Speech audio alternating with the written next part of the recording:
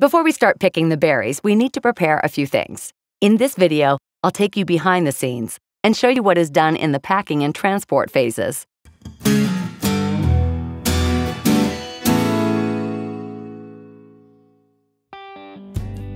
Did you know that berries become a food item as soon as they are removed from the plant? That's why the berries can only be placed in clean crates or packaging with food approval. I'll show you what that looks like now. This is the packaging warehouse.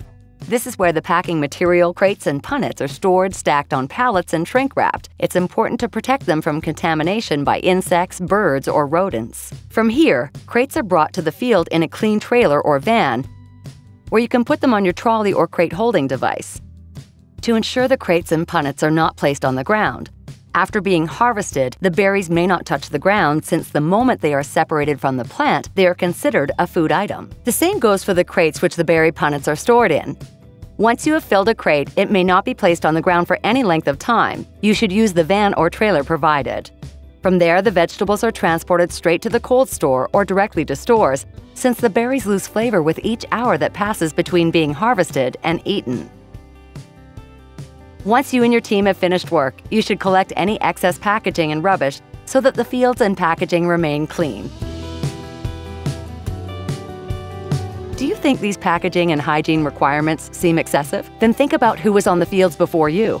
I'm sure you'd like clean food, right? So there are a few things to remember when it comes to packaging and transporting the vegetables.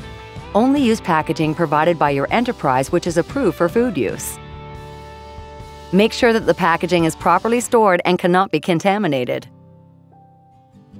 Only transport the packaging with clean vehicles or trailers. Do not place full crates or trays on the ground. Scan or label them, weigh them, or load them onto the vehicle immediately. Keep unused packaging and rubbish separate and take it back to the farmyard.